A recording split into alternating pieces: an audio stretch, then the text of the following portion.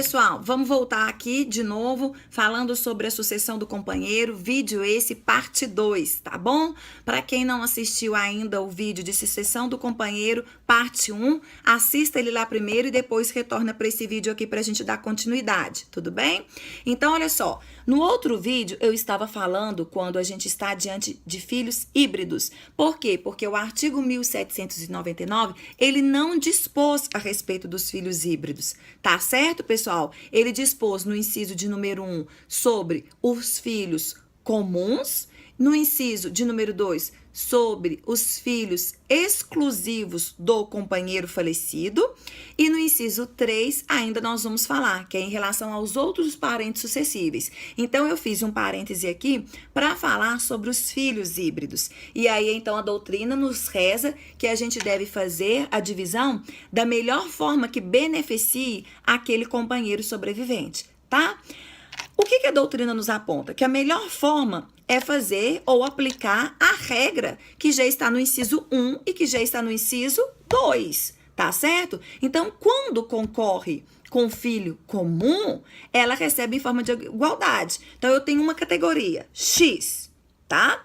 Quando ela concorre com um filho exclusivo do falecido, ela recebe a metade. Então, eu tenho meio X. Então, eu sei que diante de filhos híbridos, eu preciso de saber qual é o valor de cada X para que eu possa saber o quanto Maria vai receber.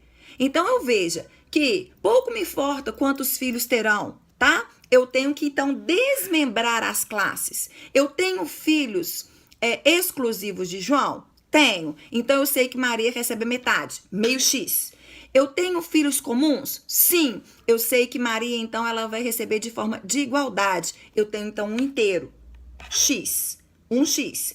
Então, Maria, quando nós estamos diante de filhos híbridos, na expressão numérica matemática, ela tem direito a receber um X, tá bom? Então, naquele exemplo que eu dei, que foi bem rapidinho, o que acontece? Mais uma vez, voltando lá, tá bom? Para que vocês possam compreender e não ter que ficar voltando o vídeo.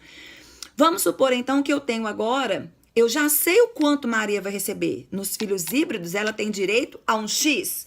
Em filhos comuns, ela tem direito a X. E em relação a filhos exclusivos de João, ela tem direito a meio X. Então, sempre a gente vai fazer dessa forma para descobrir o valor X e saber quanto Maria vai receber. Então, utilizando e voltando no exemplo passado, eu tinha 2 filhos de João, Pedro e Beatriz. Então, um X representa Pedro, outro X representa Beatriz. Eu tenho 2X. Eu tenho um filho comum de João e Maria, Tiago. Então, ele também é mais um X. Então, eu tenho 3X. 3X representando os filhos. E nos filhos híbridos, qual é o valor de X de Maria? 1x e meio. Então, eu tenho na expressão numérica que 4x e meio é igual a 150. 150 é o valor dos bens adquiridos de forma onerosa que serão partilhados na herança. Porque os outros 150 que fazia parte dos 300 mil já foi dado a Maria como meieira. Então, eu tenho 4x e meio dividido, que é igual a 150. 150 dividido por 4,5, x é igual a 33,33. Então, quer dizer que o filho Pedro, o filho Beatriz e o filho Tiago, eles vão receber desse patrimônio deixado de 150 mil, o valor de 33,33 mil cada um. E Maria? Quanto Maria vai receber? Maria não é a mesma coisa de que a gente falamos em que ela equivale a um x e meio? Então, Maria vai receber 33 mais 16,66, que é a metade, que dá o valor de 49,99. Então, se a gente somar tudo, a gente fecha aí no valor aproximado de R$150. Tá bom, pessoal? Lembrando que sobre os filhos híbridos, não tem no artigo 1790 essa previsão. Então, vocês vão encontrar diversas teorias acerca sobre o que fazer com os filhos híbridos diante da união estável. Eu adoto essa melhor teoria diante das doutrinas, diante dos posicionamentos majoritários, a quais eu sempre pesquiso, os quais eu sempre estudo. Combinado, pessoal? Tudo bem? E aí, o que fala por último? No inciso de número 3. Em relação aos outros parentes sucessíveis, tá? O companheiro sobrevivente terá direito a 1/3.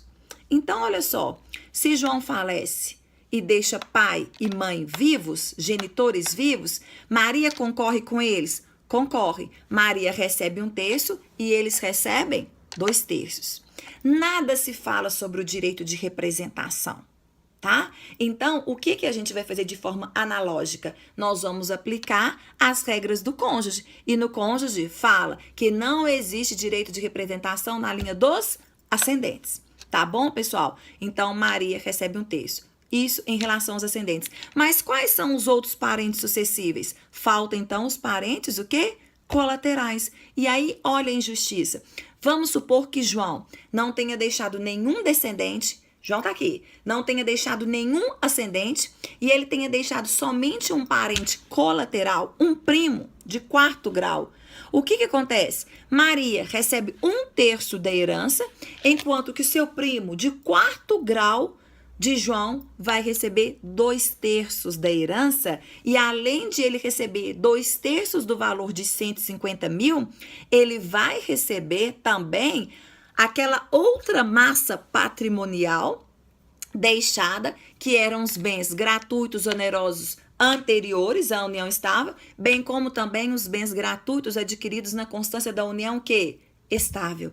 Então veja, pessoal, que um parente colateral, ele pode receber muito mais do que o próprio companheiro, tá? Lembrando também que toda essa divisão que nós fizemos em relação aos filhos, naquela exatidão do valor de 150 mil reais, que eram a metade do patrimônio oneroso adquirido na constância da união estável, os filhos terão direito também àquela outra massa patrimonial, tá? A primeira massa que eu disse aos senhores, que estão embutidos ali os bens gratuitos adquiridos na constância da união estável e os bens gratuitos e onerosos adquiridos antes.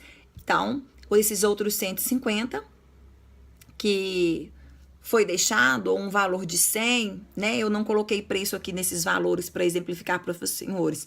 Então, qualquer que seja o valor dessa massa patrimonial, Maria não terá direito. Essa divisão, essa partilha somente será feita em relação aos filhos comuns, aos filhos exclusivos e aos outros parentes sucessíveis, sejam eles ascendentes ou colaterais. Mais uma vez, tá bom, pessoal? O companheiro, então, ele recebe somente os bens adquiridos de forma onerosa na constância do casamento.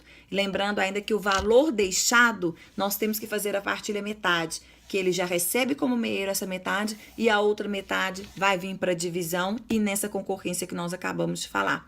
Tudo bem? Além disso, está previsto no artigo 1831 que compete ao cônjuge sobrevivente o direito real de habitação, ou seja, ele poderá permanecer no imóvel, objeto que foi de partilha, desde que seja um único imóvel e residencial. Ele poderá permanecer lá até que vivo ele permaneça ou que ele não contraia outro matrimônio. Tá? É o direito real de habitação previsto de forma expressa no artigo 1831 do Código Civil para o cônjuge. Todavia, não se fala em direito real de habitação no Código Civil em relação ao companheiro. Mas nós já temos os posicionamentos das doutrinas, das melhores, das boas doutrinas, bem como o enunciado de número 117 da primeira jornada de direito civil, que aplica-se de forma analógica esse artigo 1831 ao companheiro. Então, o companheiro também, ele faz jus ao direito real de habitação, tá certo? Até que viva ele permaneça no único imóvel de residência deixado pelo falecido, então, companheiro. Tudo bem? Pessoal, eu sei que é um pouco complicado, eu sei que falar de direito sucessório não é fácil, tá bom? E eu já disse aos senhores, direito sucessório para mim tem que ser desenhado, né? Os meus alunos sabem disso. Eu vou para o quadro e faço questão de desenhar para uma melhor compreensão, para uma melhor memorização de vocês. Enquanto eu estou falando aqui e vocês estão assistindo o vídeo e estão acompanhando, tentam desenhar, tá bom? Para que vocês possam compreender e entender melhor. Qualquer dúvida, vocês podem me perguntar. Um super beijo para vocês e o nosso próximo vídeo a gente já adentra com sucessão testamentária. Beijo para vocês e até o próximo. Curte, tá bom? Beijão!